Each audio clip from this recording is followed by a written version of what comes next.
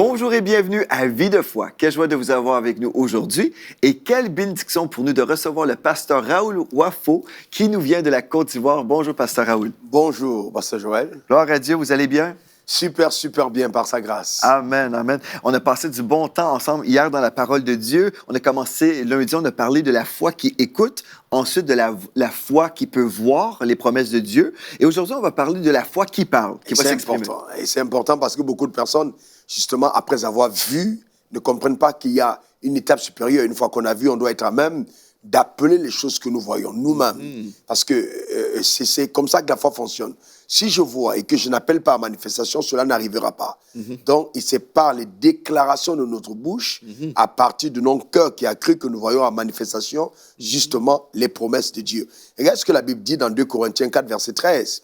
Et comme nous avons le même esprit de foi qui est exprimé dans cette parole d'Écriture, j'ai cru, c'est pourquoi j'ai parlé. Voyez-vous, nous aussi, nous croyons, c'est pourquoi nous parlons. Amen. Donc, quand on a cru, il faut parler par la suite. Amen. Et dans Romains 4, verset 17, il est écrit « J'étais établi père d'un grand nombre de nations. Il est notre Père devant celui auquel il a cru, Dieu, qui donne la vie aux morts et qui appelle les choses qui ne sont point comme si elles étaient. » Donc, c'est ça ce qui est important. Nous appelons la manifestation, nous transférons du monde invisible ce que nous voyons à la manifestation dans le monde visible. Donc, c'est comme un accouchement. C'est par les déclarations de notre bouche que nous enfantons, nous engendrons les choses auxquelles nous avons cru. Hélas, beaucoup de croyants ne le comprennent pas. Et c'est pourquoi ils ne voient pas la manifestation des promesses de Dieu. Il est important, justement, de parler. Et il y a des gens aussi qui sont dans l'attente. Ils sont des personnes passives, par exemple. Ils vont entendre une prédication, par exemple. On entend une promesse, on dit « Ah, c'est bon ». Mais après, si on fait juste croire dans notre cœur sans vraiment être un porte-parole pour Dieu, on ne voit pas la réalisation. C'est comme le salut. Nous sommes sauvés. C'est en confessant de notre bouche, ce qu'on croit dans notre cœur. Mais c'est pour ça qu'il est important, justement, de comprendre que nous croyons d'abord et nous parlons après. La raison pour laquelle beaucoup de personnes, même dans nos églises, ne voient pas les miracles de Dieu, c'est parce qu'il y a beaucoup de personnes qui parlent sans croire. On doit d'abord croire, c'est en croyant du cœur d'abord et en confessant de la bouche ensuite qu'on parvient au salut. Amen. Dans toute la manifestation des promesses de Dieu, ça commence par le fait de croire du cœur et ensuite parler de la bouche. C'est vrai. Donc, contrairement à ce qu'on dit, je ne suis pas de ceux qui disent que le miracle est dans la bouche. Non, le miracle est dans le cœur, mais nous l'accouchons par notre bouche. Il est conçu dans le cœur, mais nous l'accouchons de la bouche. Parce que si je dis de ma bouche, alors que mon cœur n'a pas cru, rien n'arrivera. C'est ça. Donc, il faut d'abord croire avant de parler. Nous croyons, c'est pourquoi nous parlons. C'est ça. Pas nous parlons et nous voyons par la suite. Non, nous croyons, non. Il faut d'abord croire, ensuite parler. C'est pour ça qu'une fois qu'on a écouté et qu'on a vu qu'il y a le processus de croire en ce qu'on a écouté, alors on devra être à même de parler. Et c'est la même chose, le même processus auquel a été soumis Abraham, notre père par la foi. Abraham veut dire père béni. Alors quand Dieu a voulu l'amener à la manifestation de son héritage, il a changé son nom. Il a greffé le H qui fait Abraham, qui veut dire père d'une multitude. Amen. À partir de cet instant, partout où il passait, quand ses amis disaient Abraham, on était en train de dire de lui père d'une multitude. Donc lui-même s'identifiait aux promesses de Dieu pour sa vie, en acceptant la modification de son nom, alors qu'il n'avait pas encore d'enfant. Justement, il était là en train de dire, je crois que la promesse de Dieu à mon égard, justement, s'accomplira. Et il a déclaré, et on a vu, c'est quand il a eu 100 ans, justement, qu'il a eu la manifestation du Fils de la promesse. Il y a des gens, pasteur Wafo, qui disent, bien, moi, je vais parler quand je vais voir la manifestation. Là, je fais comme l'avocat du diable. Oui.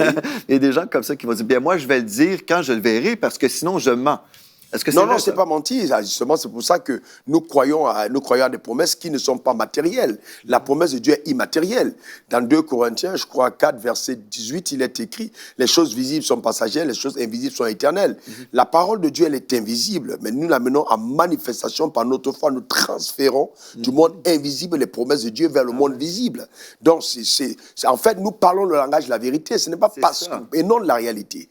La réalité et la vérité sont différentes. Je peux voir quelque chose qui est contraire à ce qui est. Et c'est pour ça que c'est avec la vérité que je change mes réalités. Et vous dites toutes les choses que je dis, Pasteur Wafo. Nous sommes en accord sur tout. Parce qu'en fait, c'est ça, c'est que la vérité de la parole de Dieu s'impose sur notre réalité. Exactement. Mais si je parle de ma réalité, bien, je suis en train de renchérir constamment ma réalité. Je déclare, bien, voici ma situation. Et en fait, même l'armée angélique qui est relâchée par des décrets de foi qu'on retrouve dans le psaume 103, oui. bien, les anges ne sont pas relâchés par ces paroles de doute, parce que si je déclare seulement ma réalité, bien, eux, ils ont les bras croisés parce que c'est pas des paroles de foi. Mais si je commence à déclarer ce que j'ai vu dans la parole de Dieu, et la parole de Dieu est implantée dans mon cœur, et puis elle est déclarée de ma bouche, ensuite, les anges sont relâchés pour agir dans le monde invisible. C'est le même principe de la création, en fait. Quand Dieu crée le monde, quand on lit le livre de Genèse 1, il déclare 10 fois Dieu dit. Et 8 fois, Dieu appelle à l'existence. Quand il dit les choses qui ne sont pas, que la lumière soit et la lumière fut. Voilà, donc quand Dieu déclare, justement, c'est qu'il l'appel arrive à manifestation. C'est le même processus. Nous sommes créés à l'image et selon la ressemblance de Dieu. Donc notre monde va ressembler au décret de notre bouche. Donc c'est nous qui appelons à l'existence. C'est important. C'est vraiment très important. Donc tout ça va changer notre vie de prière, en fait. Oui, ça va beaucoup changer parce que, d'ailleurs, il dit à Josué que ce livre de la loi ne se voit pas de ta bouche. Et ce qu'il a dit. Donc, il n'a pas dit de ton cœur, mais il dit de ta bouche. Pourquoi? Parce qu'il comprend, il veut bien dire à Josué que quand tu pries, il est important, justement, de parler le langage de la parole. Amen. Même dans Marc 11, verset 23 à 24, qu'est-ce qui est écrit? Si tu dis à cette montagne, ôte-toi de là et jette-toi dans la mer. Amen. Et si tu crois que ce que tu as dit arrive, donc ce qui arrive, c'est ce que tu dis. Donc c'est important d'apprendre à parler face aux circonstances de la vie.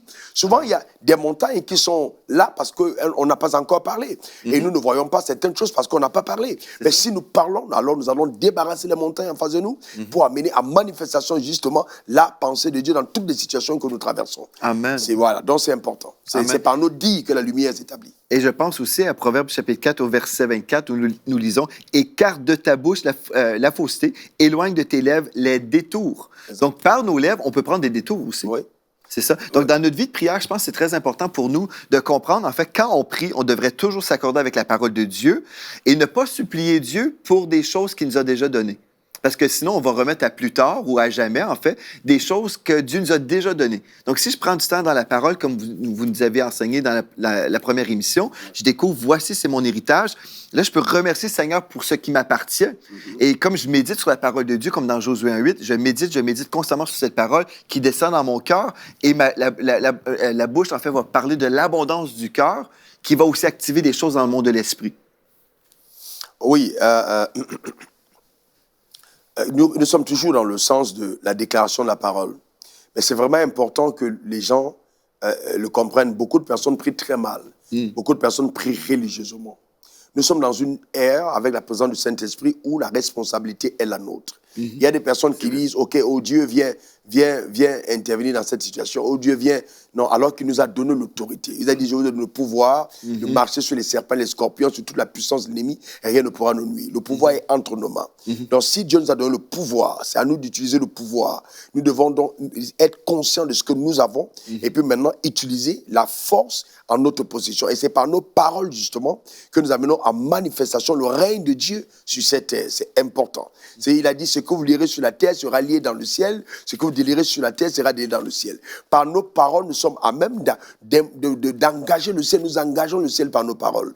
Comme je l'ai dit tout à l'heure, Psaume 103, verset 20, bénissez l'Éternel, vous ses anges, qui êtes puissants en force et qui obéissez à la voix de sa parole. Donc c'est important de connaître la parole et de confesser ce que la parole dit. La parole de Dieu engage Dieu, engage l'armée angélique en notre faveur. C'est vraiment important. Nous ne pouvons pas prétendre mener une vie surnaturelle si nous n'avons pas appris à confesser et à déclarer la parole de Dieu comme Dieu nous le demande. Et c'est pourquoi quand nous prions, nous devons nous attarder justement à annoncer la parole de Dieu, à déclarer la parole de Dieu. J'aime dire qu'il y a 2 dimensions de prière. Il y a la dimension verticale, où nous nous consacrons, nous abandonnons, nous adorons le Seigneur. Mais il y a la dimension horizontale, où nous régnons. À partir de ce moment, nous n'allons pas nous tourner vers Dieu pour dire, quand Jésus était face à Lazare, il n'a pas dit Dieu vient ressusciter Lazare. Non, il a dit Lazare sort. Il a parlé fort, il a commandé à Lazare de sortir et Lazare est sorti. Donc c'est pour ça que notre autorité nous l'exprimons par nos décrets. Nous le prenons, nous, les décrets sur la terre. Et le ciel va soutenir, justement, nos paroles. Amen. Et c'est pourquoi l'autorité d'un enfant de Dieu s'exprime au travers des paroles qu'il annonce. Amen. Et beaucoup d'entre nous sommes faibles parce que nous ne sommes pas conscients de ce que nos paroles sont capables de causer dans le cas ennemi. Amen. Jésus a vu le figuier. Il a dit, il a vu qu'il n'y avait pas de fruits. Il a dit que personne ne mange de tes fruits. Et puis il est parti. Le lendemain, quand ils sont passés par là, les disciples regardent.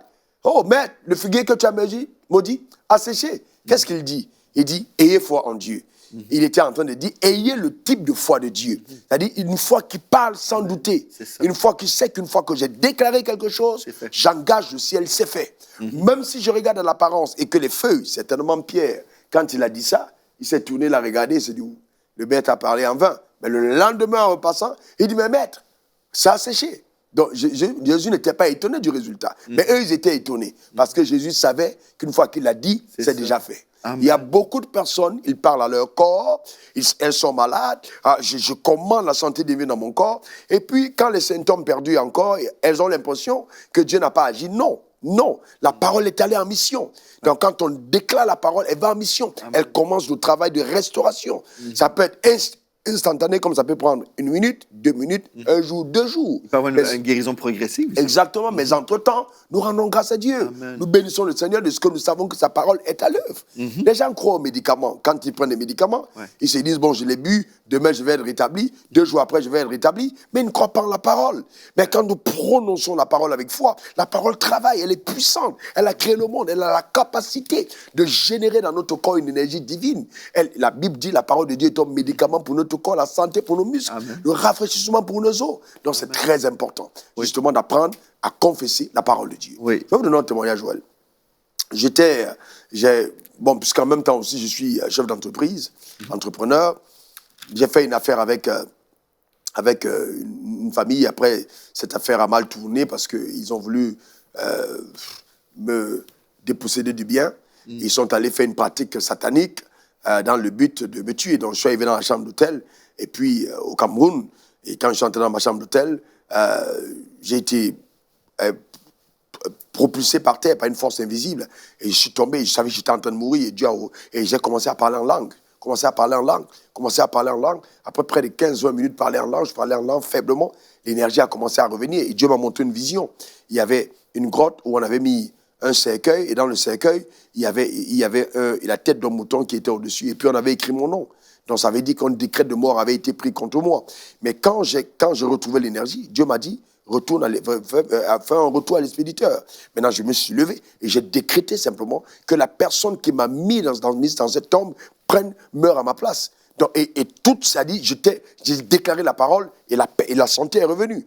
Donc, moins d'une semaine plus tard, la personne qui l'avait fait est allée à l'hôpital, avait un mal de tête et elle est morte. La personne est décédée. Mais qu'est-ce qui s'est passé dans le monde surnaturel? Par le décret de ma parole, j'ai inversé la situation. Donc c'est pourquoi il est important pour les croyants de parler. C'est important. C'est-à-dire celui qui ne parle pas est autant coupable que la situation elle-même. Parce que la responsabilité est nôtre de parler. Il dit, si tu dis à cette montagne, ôte-toi de là et jette-toi dans la mer, tu ne doutes pas, et tu crois que ce que tu as dit arrive, alors tu le verras s'accomplir. Mais maintenant, quand on parle, on doit parler avec précision. Quand je commande, je dois dire avec précision. Jésus, face à la tombe, il dit Lazare sort. Il n'a pas dit sort, il dit Lazare sort, parce qu'il savait qu'il voulait ramener Lazare de la vie. S'il avait simplement dit sort, peut-être qu'Abraham serait sorti, peut-être Isaac serait sorti, parce qu'il parlait au séjour des morts. Il a dit sort, et il a dit Lazare.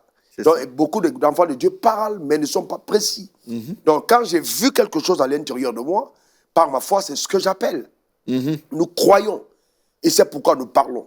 Nous croyons, c'est pourquoi nous parlons. Donc, quand nous croyons en quelque chose, nous devons parler et appeler cette chose. Ça peut être son conjoint, ça peut être ton mari, ça peut être ton travail, ça peut être une voiture, ça peut être une maison.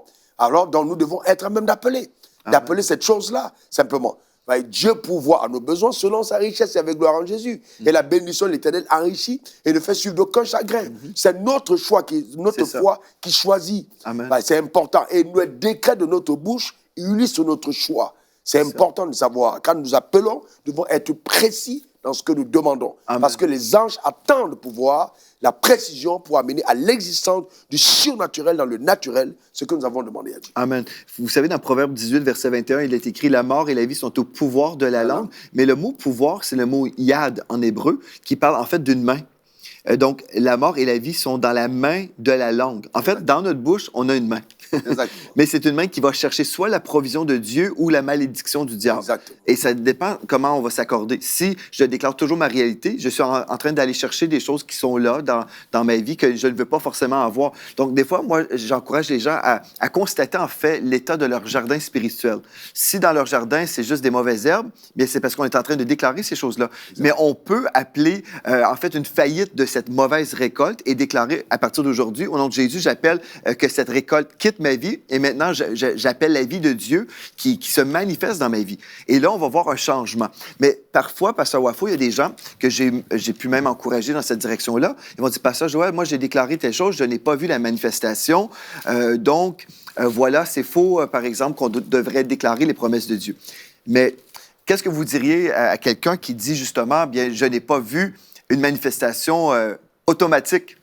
Non, comme tu l'as dit tout à l'heure, la mort et la vie sont au pouvoir de la langue. Tu as bien défini le mot pouvoir comme étant la main. La foi, c'est la main qui va saisir entre les mains de Dieu les promesses que Dieu a pour nous. Alors, déjà, quelqu'un qui a ce langage en disant « je n'ai pas vu », tout à l'heure, nous avions dit, en fait, je ne sais pas si c'est aujourd'hui ou hier, nous parlons de l'importance de croire, justement, avant de parler. Donc, c'est vraiment important de croire. Si quelqu'un n'a pas cru, c'est ça que la Bible dit, si tu dis à cette montagne, ôte-toi de là, et si tu ne doutes pas dans ton cœur. Donc, c'est important soi-même de jauger son cœur et de voir si à l'intérieur, nous croyons déjà ce que nous étions en train de dire. Mais quelqu'un qui te dit déjà, j'ai appelé, je n'ai pas vu, ça veut dire que même quand la personne parlait, la personne ne croyait pas. Pourquoi? Parce que l'épreuve de la foi produit la patience. Ça veut dire que si j'avais vraiment cru, alors j'attendrai. Parce que Dieu ne ment pas. Dieu est extrêmement fidèle. Dans le processus de la foi, il y a 3 éléments fondamentaux. Il y a la promesse, déjà, c'est-à-dire que quand j'attends quelque chose, je dois savoir ce que j'attends. Il y a celui qui fait la promesse. Donc, et il y a celui à qui on fait la promesse. Donc, celui qui fait la promesse, c'est Dieu. Il est extrêmement fidèle. Donc, c'est clair que quand il te fait une promesse, il va la tenir. Amen. Maintenant, il y a la promesse. Qu'est-ce que Dieu m'a promis? Qu'est-ce qu'il m'a promis? Est-ce une laisse la santé?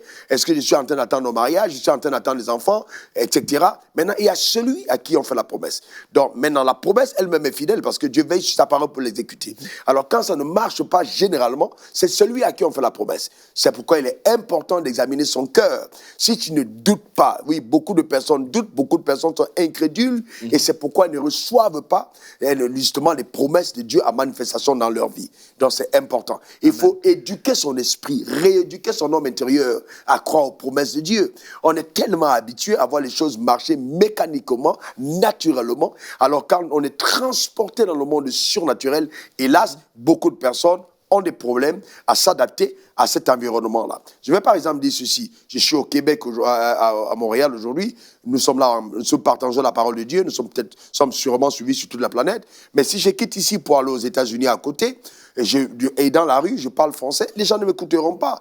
Parce que ce n'est pas le langage des États-Unis. C'est important. Aux États-Unis, on parle anglais. Donc, quand vous arrivez dans un pays, vous adaptez, vous parlez le langage de ce pays.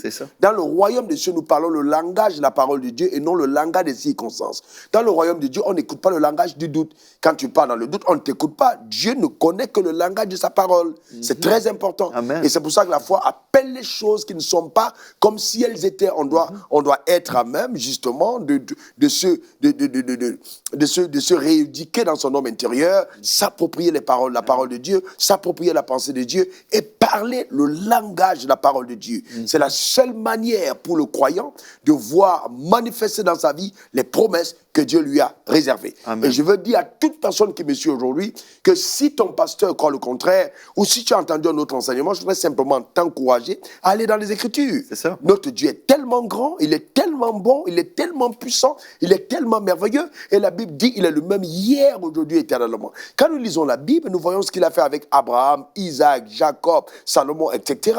C'est un Dieu immense. Donc, s'il l'a fait pour eux, il peut le faire pour nous. Il ne fait exception de personne. Le problème, c'est que nous sommes limités par notre incrédulité. C'est pourquoi il est important justement de lire la parole de Dieu, d'écouter les messages ouins des personnes qui ont vécu une expérience extraordinaire avec Dieu, écouter des témoignages de sa fidélité. C'est ainsi justement que le verrou de l'incrédulité va sauter. Amen. Et on va être entré dans l'univers des possibilités. Ça, c'est car tellement les important. promesses de Dieu sont oui et amen. Amen. C'est tellement important aussi de vraiment protéger nos oreilles. Le Seigneur Jésus a lui-même dit, faites attention à ce que vous entendez. Parce que si je me nourris de doute, bien, finalement, je vais marcher dans le doute. Mais c'est ça, il y a cette dimension de la foi et la persévérance. Donc, quelqu'un qui déclare, pendant un temps, quelques jours, je déclare telle promesse de la parole de Dieu, mais si on ne persévère pas, on ne verra pas forcément la récolte. Donc ça, c'est une chose importante. On comprend, on a mis une semence et on va voir la récolte, la manifestation. Mais si on abandonne avant parce qu'on n'a pas vu la manifestation, c'est comme dans mon cas, par exemple, quand le Seigneur m'a donné une promesse concernant le peuple francophone, bien, j'ai reçu quelque chose dans mon cœur. Je savais que c'est une parole de Dieu qui a été confirmée ensuite par d'autres personnes. Je savais, et ce que je devais faire, c'est déclarer la parole de Dieu jusqu'à la manifestation. Et on n'abandonne jamais. C'est ça que l'apôtre Paul a dit à son fils spirituel Timothée, en fait. Il disait justement, à partir de cette parole, à partir de la parole prophétique, tu vas livrer le bon combat de la foi. Donc, on doit être engagé, et si on est dans la foi, on va persévérer jusqu'à la fin. On n'abandonne pas parce que, comme vous dites, tout ce que Dieu dit, c'est la vérité, et notre foi est ancrée dans la parole. Donc, forcément, Dieu va honorer sa parole. Il veille sur sa parole pour l'exécuter, mais elle a sa parole. C'est important. C'est pour ça, justement, qu'il est adéquat pour chacun d'entre nous de passer le temps dans les Écritures. Cependant, quand nous lisons la Bible et que nous sommes coutumiers à la parole de Dieu, il va sans dire qu'à un certain moment, en lisant la parole de Dieu, il y a des textes de la parole de Dieu qui deviennent notre parole à nous. C'est-à-dire, c'est comme un réma personnel. C'est important. Et c'est là, justement, que nous entrons dans une autre phase, dans une autre dimension de la vie avec Dieu. Et j'encourage chaque croyant à avoir ce genre d'expérience avec Dieu. Parce que la parole de Dieu, ce n'est pas un roman. Non, c'est la parole de Dieu. Elle est vivante et pénétrante. Donc Dieu parle encore aujourd'hui. Donc quand nous côtoyons les Écritures, c'est vraiment important d'avoir une oreille attentive à ce que Dieu est en train de nous dire au travers de sa parole. Il y a la puissance derrière la parole. Il y a vraiment la puissance. Et c'est pour ça que cette puissance, nous devons apprendre à la libérer, justement, quand nous parlons. Parce qu'en fait, qu'est-ce qui se passe? Nous libérons la puissance de Dieu par nos paroles. Si nous ne parlons pas, nous ne générons pas, nous ne libérons pas cette puissance. C'est par la parole. Le centenier, par exemple, il est venu voir Jésus, un de ses serviteurs était malade, et il dit, Seigneur, s'il te plaît, viens guérir mon serviteur. Et puis, Jésus dit, OK, on va y aller. Il dit, non, je ne suis même pas digne. Je ne suis pas digne que tu entres chez moi. Je ne sais pas ce il voulait cacher chez lui. Je ne sais pas qu'est-ce qu'il y avait chez lui. Il dit, je ne suis même pas digne que tu arrives chez moi. Il dit, dis simplement un mot et mon serviteur sera guéri. Dis un mot. Ouais. Pourquoi? Parce qu'il comprenait qu'il y a la puissance derrière. La parole de Dieu est tellement forte qu'on peut l'envoyer en mission. Je te raconte un témoignage qui nous avait vraiment bénis. Une dame appelle à l'église entre deux cultes, puisqu'on en fait 4 aujourd'hui, mais à l'époque, on faisait 3 cultes. Elle appelle entre le premier et le deuxième culte, et elle appelle de la Belgique, et on me la passe au téléphone. Elle me dit, pasteur, mon mari est parti de la maison, je crois depuis 11 ans, il est parti de la maison, etc. Elle me dit, je crois à mon mariage, vraiment, je veux que vous priez pour lui. J'ai demandé quel est le nom de ton mari. Elle m'a donné le nom de mari. J'ai dit, vous êtes légalement marié? Elle me dit oui. Elle m'a donné le nom de mari, et qu'est-ce que j'ai fait? J'ai simplement appelé le monsieur. Alors, donc j'ai dit, monsieur un tel, la Bible dit, l'homme quittera son père et sa mère, s'attachera à sa femme, voilà, et que personne ne sait pas ce que Dieu a joué là. Maintenant où tu te trouves, quel que soit l'endroit sur la planète, je te commande, monsieur un tel, rentre voir ta femme, reviens à la maison. Et parce qu'il n'avait pas divorcé, il dit, reviens à la maison, au nom suprême de Jésus. Donc en libérant ces paroles, les anges ont pris la parole. Le même soir, la femme rappelle pour dire, le monsieur est à la porte. Il est rentré. Et elle demande maintenant, que faire? J'ai dit, bon, mais tu as appelé ton mari, c'est ton mari. Maintenant, le reste, tu gères. Voilà, qu'est-ce qui s'est passé? Les anges sont allés le récupérer et l'ont ramené à la maison. Le surnaturel existe et le surnaturel gouverne le naturel. Amen. La seule façon de régner dans le naturel, c'est justement s'approprier la force surnaturelle au travers de nos paroles. Mais c'est pour ça que quand nous parlons, nous devons parler le langage de Dieu et non notre langage, ni le langage des circonstances. Par exemple, il y a des femmes qui peuvent dire « Ah, mon cancer du sein ». Mais une fois que tu as dit « mon cancer du sein », c'est ton cancer. Ou alors, il y a des personnes qui sont malades, quand la lune se lève, elles tombent malades, ou chaque année, à telle période, ils ont tel problème. Et puis on te dit « Ah, mes rhumatismes ont recommencé ». Mais à partir du moment où tu dis mes rhumatismes, on s'approprie en fait. Exactement, ça devient tes rhumatismes. Donc Dieu ne peut rien faire parce que c'est à toi. Donc, il est donc important, justement, de parler le langage différent. Amen. Ok, ces rhumatismes-là sont revenus, mais je déclare au nom suprême de Jésus que par les meurtres issus de Christ, je suis en bonne santé. Et vous savez, pasteur Wafo, on peut en fait déclarer la santé divine dans notre maison et c'est merveilleux de vivre une guérison, mais c'est préférable de demeurer toujours dans la santé. C'est pour ça que je dis, justement, et c'est le langage de la parole de Dieu. Voilà, la santé, c'est notre héritage, en fait. Amen. Parce que, bon, c'est vrai que quand on parle de guérison, on est en train d'ouvrir la porte à la maladie. Voilà, mais nous qui sommes déjà en Christ, justement, c'est accidentellement que nous sommes malades. Mais s'il arrive qu'on est malade, alors nous levons les mains pour dire, je sais que c'est un mensonge, car par les meurtres issus de Christ, j'ai été guéri. Amen. Je suis déjà guéri en Amen, c'est Christ. ça. Donc la santé est déjà mon héritage. C'est ça. en On Christ n'essaie Jésus. pas d'être guéri. Vous Exact. savez, j'ai 2 filles, pasteur Wafo, et puis Floramé, Félicité, mes 2 filles m'ont déjà posé la question. Ils ont dit, mais c'est quoi ça, la gastro? Les gens parlent de la gastro. Et puis, bon, ma fille, ma plus vieille a 17 ans et ma plus jeune 14 ans. Mais toute leur vie, ils n'ont jamais eu la gastro parce qu'on a déclaré que chez nous, c'est la santé divine qui règne. Donc, les chrétiens s'imaginent que c'est normal qu'on va tomber malade. Et on va le dire, c'est la saison de la grippe, c'est la saison de telle ou telle maladie. Mais on peut changer notre langage et dire, par ces meurtrissures, j'ai été guéri Exact. et c'est ma provision aujourd'hui. Et c'est exactement ce que l'Apocalypse 12, 11 dit. Ils l'ont vaincu à cause du sang de l'agneau et à cause de la parole de leur témoignage. Donc, le sang n'a pas envie de parler tout seul. Le sang veut qu'on associe notre témoignage à sa voix. Donc, c'est important pour chacun d'entre nous de parler le langage de la parole, Amen. de déclarer ce que dit la parole de Dieu dans les circonstances que nous traversons. Même en ce qui concerne nos finances, même en ce qui concerne la paix dans la famille, même en ce qui concerne la vie de nos enfants, il est important de déclarer la parole de Dieu et non les circonstances. Et pasteur Wafo, j'aimerais qu'on déclare justement ce que l'Esprit de Dieu veut qu'on déclare aujourd'hui. Il y a des gens à la maison, je sais que certains d'entre vous, on a parlé déjà de maladie aujourd'hui.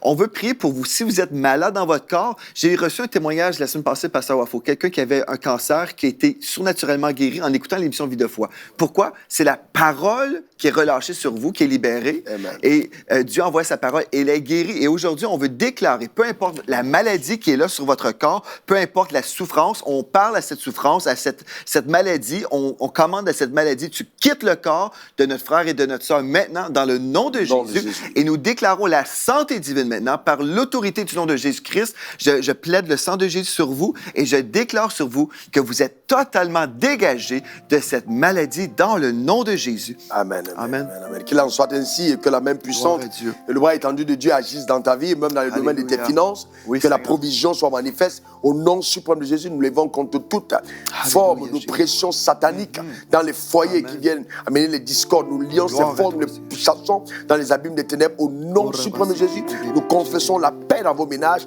la paix dans vos mariages. Au nom suprême de Jésus, sur la vie de vos enfants, la soumission à l'autorité de sa parole, afin que le règne de Dieu dans vos maisons soit une évidence absolue. Qu'il en soit ainsi, au nom suprême de Jésus, nous appelons la manifestation de toutes les promesses de Dieu dans votre vie, afin que vous viviez la plénitude de ce que le ciel vous a réservé. Recevez-le chez vous maintenant, au nom suprême de Jésus. Amen. Amen. Amen. Et j'ai entendu dans mon esprit le nom Sandy et le diabète. Et Jésus vous guérit maintenant. Vous recevez la provision qui vient de Jésus-Christ maintenant dans le nom de Jésus. Écrivez-nous à videfoi@emctv.com. Donc, videfoi@emctv.com et partagez-nous votre témoignage de guérison et de délivrance dans le nom du Seigneur. Amen. Merci beaucoup, Pasteur Wafo. On se retrouve demain dans cette série sur la foi. Et de ce demain, merci à vous d'avoir été là et soyez richement bénis. L'heure est arrivée pour EMC d'entrer dans une nouvelle saison spirituelle. Nous croyons Dieu en ce moment pour 8000 nouveaux partenaires, des gens de foi qui vont semer 35 $ ou euros par mois, qui vont croire avec nous pour une grande récolte d'âmes. Est-ce que vous êtes partenaire aujourd'hui? Sinon, l'heure est arrivée. Croyez avec nous et devenez un partenaire de EMC dès aujourd'hui. Dès maintenant, donnons pour faire entrer EMCI dans une nouvelle saison. Pour faire votre don, Rendez-vous sur emcitv.com/8000.